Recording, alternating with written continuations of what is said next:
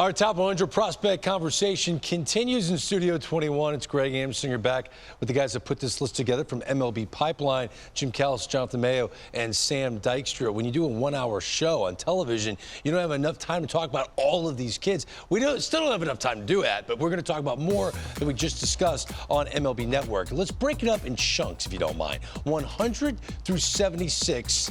This is a lot to sink your teeth into, but there's so much talent in this part of the countdown. The guys that just cracked the top 100. Jim Callis, as you look at this eye chart, a lot of names, right? Give me the one player that we need to keep an eye on. I'm going to take maybe the easy way out and go with number 76 with Franklin Arias of the Red Sox. When they signed him a couple years ago on the international market, he was known as one of the best defensive shortstops in that 2023 international class, and he's lived up to that. But he's a lot better hitter than people realize. He won the batting championship at 355 in the Florida Complex League last year. He was the MVP, stole 30 bases in 51 games. And much like we talked about Christian Campbell during the regular show, the Red Sox put him on a bat speed program, put him on a strength program. He's hitting the ball a lot harder, doing a lot more damage. And I think now you're getting a guy, they always thought they were getting a legitimate shortstop. Now you're getting a guy who, I don't think there's any question is going to hit enough to be an everyday player. You could be looking at, say, a 270 hitter, 15, 20 homers a year, steals some bases with savvy and plays a good shortstop. So he's, in a very short time, much like Christian Campbell, proven even better than the Red Sox suspected. I'm going to stay up the middle. I'm going to stay in the AL East and look at Arjun Nimmala. And we all want guys to come into pro ball and succeed right out of the gate. He was their first-round pick from a year ago, one of the youngest guys in the draft class, and he really struggled when he went to full-season ball. They sent him back to the Complex League to work on his approach, to retool his swing, kind of hit the reset button. And I love a guy who does that, puts in the work. And then he went back, and from late June to the end of the season in the Florida State League, he had an ops of .895. He had 13 homers. Whether he stays up the middle long term, we have to see. I think he's athletic enough to play shortstop for now. Maybe he gets a little too big and strong, have to move over to third where that's really going to work. But the power is really legitimate. And talking about legit pop, Sam, I know we all were very impressed with the guy you want to talk about when we saw him in the Fall League. Yeah, just a few spots behind him at number 95 is Josue Briseño of the Detroit Tigers. I remember being in Tigers camp last year at spring training and hearing from A.J. Hinch, and he looked around at a sea of reporters and said, "Have you guys seen Briseño?" And that was with very minimal minor league experience. He was already standing out to the major league staff, went to the Florida State League, suffered a PCL sprain in his right knee, didn't play much of the summer, took that time off to become more athletic in his lower half especially, went to the Arizona Fall League, won the Triple Crown there, slugged .867 there, hit 10 home runs. Nobody else in the league, and it's a hitter-friendly league, hit more than 6 homers. That really caught everybody's attention. They got him out of the squat because of the knee injury. He's played a lot of catcher in the past. He might be first base long term, but that bat is going to play anywhere. I'm so glad we're doing this because we didn't have a chance to chat about the guys 100 through 51 on the actual television show. So we dive into this chunk, 75 through 51. Let's play the same game with all three of you. Jim, once again, I'll start with you. From this grouping, players 75 to 51, who do we need to keep an eye on? I think if you asked Jonathan and Sam which guy I was going to speak about, they would tell you without having to think about it, would be Zyhir Hope. He looked fantastic in the Arizona Fall League. He came over in the Michael Busch trade with the Cubs. Dodgers got 2 top 100 prospects in Zyhir Hope and Jackson Ferris. I thought he was the most dynamic player I saw in the AFL. I saw him hit a 470-foot home run that was rising as it went over the batter eye in Goodyear. I saw him make the best defensive play I saw, slamming into the center field fence to steal extra bases. He looks like he's gotten a lot stronger in 1 year in pro ball. He looks kind of like a college football running back. But we're talking about a potential 30-homer, 20-25 steal center fielder. And again, the Dodgers make guys better. I can't wait to see what they do with him as he continues to get more experience. I'm going to go across the way to the Los Angeles Angels. They made their first-round pick, Christian Moore, from the University of Tennessee. And we all know what the Angels do with their draft pick, so it wouldn't surprise me if we see Moore in the big leagues at some point in 2025. He was only slowed by a knee injury, got to Double-A. But this is a guy who hit really throughout his career with the Volunteers, but his junior year he just went off 34 homers. He set a Tennessee record, helped them win the College World Series. The crazy thing is Christian Moore got to Tennessee and couldn't see. He had to have his eyes checked. He got that corrected, and suddenly he was picking up the ball a lot more. I don't know how he was a recruit without being able to see. The bat is legit. He's kind of small and compact and strong, a ton of power. Not sure if second base will work. Maybe left field is the best fit, but it's the bat that's going to get him to the big leagues quickly. And like I said, the Angels are really, really aggressive. And Sam, we cleared a path for you. We all know about your prospect crush, so I'm just going to let you take it from here. Yeah, you teed it up for me. I mean, when we were going through the top 100, I made it pretty clear that Jesus Made is a guy I am sticking with and I am very high on. We have him ranked right now at number 56. You look at the Dominican Summer League numbers, they were good. He was batting above 300. He walked more than he struck out. He hit for power. He stole bags. All of that was great. It's the underlying data that really stood out for Made. He chased out of the zone just 15% of the time. He made contact on his swings 89% of the time. His exit velocities, his 90th percentile exit velocities were equal to Jazz Chisholm Jr. and Jose Ramirez at the major league level, and this is a guy who hasn't even come stateside yet. There are some questions whether he sticks at shortstop or move to third. He has enough arm for the left side of the infield, that much is sure. There's a lot of reasons to be excited about Jesus Made, and I'll throw this in here real quick. He's kind of on that Jackson Chourio path. The Brewers promoted Jackson Chourio from the Dominican Summer League to Single A a few years back. I've heard that they believe that Made is even more physical than Chourio was at the same age. Let's move on to this topic. Which organizations are celebrating this top 100 list? It's a big deal to have the most prospects on the top 100 countdown. The Cubs and the M's lead the way with 7. The Tigers with 6, along with the Chicago White Sox. And man, Jim, thankfully the Dodgers have 6 as well because they're having a hard time getting big league talent to Chavez Ravine. So it's good to see they've got a farm system. My goodness, are the rich getting richer, Jim? No, they are. I mean, they weren't quite number 1 on that list, but I think in terms of what organization does the best job winning at the big league level while continuing to develop talent, it's clearly the Dodgers. And you look at this list, it shows they get players from all different sources. They don't usually have first-round picks or high first-round picks. Roki Sasaki, obviously, that was international recruiting efforts there. Dalton Rushing was a second-round pick. Josue DePaulo was not a big-time international signing. He was mid-level money. Jackson Ferris and Zaire Hope came over in a prospect trade. Yes, the Dodgers do trade for prospects.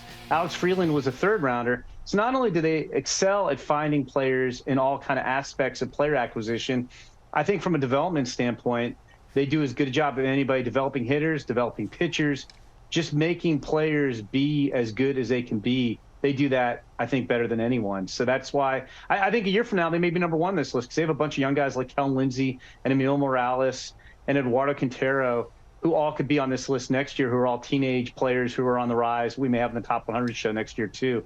It's just they do a lot of amazing work aside from spending like crazy at the big league level. I thought Jim was going to just tack off all 30 of the Dodgers top 30 off the top of his head, which would surprise none of us. I'm going to talk about the team that had actually more top 100 prospects than the Dodgers, the Seattle Mariners. Which maybe they sort of qualify as a sneaky good because people don't realize it, but the thing that really stands out is its 7 bats. Not long ago, this system was known for the Logan Gilberts of the world. It was all about the arms. They're in the big leagues now. They went 3 high school bats in a row in the draft with Cole Young, Harry Ford, and Colt Emerson, who's now at the top of that list. And they've done a very good job of developing these guys. They're starting to reach the upper levels. Young and Ford are. They acquired talent in a number of ways, also via the draft. You see Lazaro Montes and Feldman Celestin, big international signings. They're not afraid to aggressively promote them to full season ball, so they're kind of on a faster track. And sort of inside baseball here, when we put our list together, we send it out for feedback. And Michael Arroyo and Johnny Formello, and Formello isn't going to be back till midseason because of a torn ACL, got a ton of feedback from evaluators of other teams that they should be on the top 100, and that's why they see them on the list. And then for me with the Cubs, one of the other organizations there with 7 top 100 prospects, what stands out to me most about that group is how close they are to the bigs. You guys talked on the main show about Matt Shaw and how he could be a National League Rookie of the Year candidate this year because there is an opportunity for him there at third base. But Cade Horton, Owen Casey, Moises Ballesteros, James Triantos, Kevin Alcantara, all of those guys have AAA experience already. And if you look at the good major league clubs like the Dodgers, like the Orioles the last few years, they are good because of their depth. They have another level waiting at the AAA level.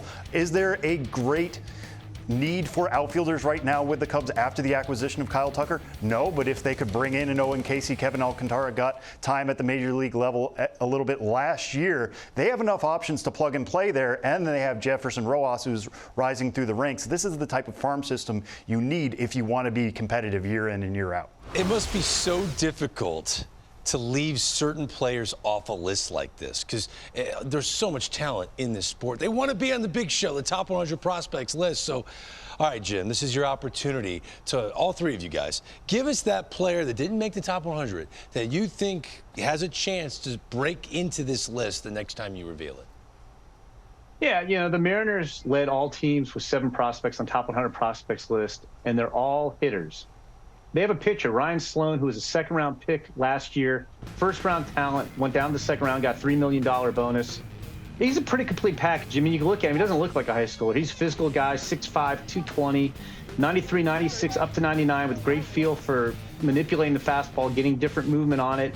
He's got an advanced changeup that he can fade and sink. He's got a pretty solid slider. He throws strikes.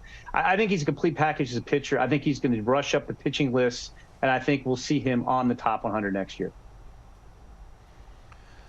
Like Jim, I want to pick a player who doesn't have a ton of experience at the pro level. I want to roll the dice and see what's going to happen with the guy as he moves along. And so I'm looking at Joshua Lugo of the Angels. That's Dawa Lugo's younger brother. He was a big international prospect, signed for $2.3 million a little while back. Had a big Dominican Summer League debut. Now, you don't want to put too much stock into the DSL. It's always hitter friendly, but 301, 370, 466 line, a bunch of extra base hits. He's already physical. I think there's going to be more power to come. He's a shortstop right now. Maybe he moves over to third, but I don't think it's going to matter because I think the offense and the power is going to profile just fine there. And the Angels, they like to move their guys really aggressively. They do it with their draft picks. They even do it with their international guys. So I'm hoping he goes to full season ball in 2025, and that's when he's going to have a chance to really move up the ladder. And Sam, I know the guy you want to talk about is a guy who's got a little bit more of a minor league resume. Yeah, we saw Jonah Tong of the New York Mets. His breakout came last season in 2024 when he was striking out guys left and right. It was 160 strikeouts in just over 100 innings across 3 levels. The comp I have on him is maybe Tim Lincecum. It's an over-the-top delivery. It's an exceptional rise on his fastball. He's getting 20 to 21 inches of induced vertical break, and then he's got a curveball to play off that. So he can go up in the zone and he can go down in the zone. And if you don't know which pitch is coming, it's made a lot of minor league hitters look bad. The only reason he didn't make the top 100 now is he doesn't have that great minor league resume over a few years. He didn't pitch much in 2023. He's probably going back to the upper levels to begin 2025 at AA Binghamton. If he pitches much like he did last year, he could be closer to 50 than 100 by the time we update this list in midseason. We do need to talk a bit more about the #1 prospect in all of baseball, Roki Sasaki, who just signed with the Los Angeles Dodgers. He's going to be part of an incredible starting rotation at the big league level because that's where he's almost guaranteed to debut, right, Jim? I mean, there's no high A ball for Roki Sasaki. This is a slam dunk #1 prospect, is he not? No, he is. I mean, it's a little bit of a strange situation because he's pitched professionally in Japan. But look, he's subject to international bonus pools. He still counts as a rookie, so we count him as a prospect. And I think if we're talking the last 15 years or so, you're talking about the best pitching prospects. You're talking about Paul Skeens. You're talking about Steven Strasburg. And you're talking about Shohei Ohtani. And if you're going to compare him to those guys, they're all some of the best pitching prospects we've ever seen, in history. I think the way I kind of look at it is, I think those guys, the other 3 guys might have had higher floors. They had a better track record of durability than Roki Sasaki had. I think they had better command of secondary pitches. In terms of ceiling, you could say Sasaki has the highest ceiling of any of these guys. I think that splitter is the best pitch in the world right now. And if the Dodgers help him get better with the fastball command and slider, he ultimately might be better than Skeens or Ohtani or Strasburg. Jonathan, is that it? Is that the only area of development that he needs, which is fastball command? I think so. The slider could get refined a little bit more. It's good enough, especially because the splitter is so ungodly and impossible to hit, and the fastball is plenty of life. It's straightened out at times. I think the other thing is, if you can add a little more strength, just because there are some very tiny durability concerns. He missed some time last year. The velocity was down just a little bit. We're splitting hairs with a guy that's good. And to Jim's point, it was like when everyone knew Steven Strasburg was going to be the #1 pick in the draft, you'd find the little tiniest things to pick apart when a guy is that highly profiled, and you know he was going to go into a rotation as quickly as both Strasburg and obviously Ohtani did. Sam, did you start backwards here? You're not wondering who's going to make the top 100 first. Did you just start at #1, knowing Roki Sasaki is hands down the cream of the crop when it comes to prospects in baseball right now? Yeah, I mean, there is some debate whether you choose a pitcher like Roki Sasaki, even one who can touch triple digits and has an 80-grade slider, or go with Roman Anthony, right? Like somebody who is going to be playing every day, can get 600 plate appearances. The other guys have mentioned some of the durability concerns with Roki Sasaki. But one thing I want to point out about Sasaki is this isn't 10 years ago. This isn't even 5 years ago. We have metrics on how his pitches are already playing, and we can plug that in and project that forward. And when you're talking about that velocity, when you're talking about the movement on the splitter and some of the killed spin, and we can already see what the slider can do, it's much easier to envision who he will be. And as we've said plenty of times, the ceiling is somebody who can win multiple Cy Young awards. There's not somebody else on this list like that. For Sam Dykstra, Jonathan Mayo, Jim Callis, I'm Greg Amsinger. Congratulations to the Los Angeles Dodgers. No, not just for winning the World Series in October, but for also having the #1 prospect in all of baseball.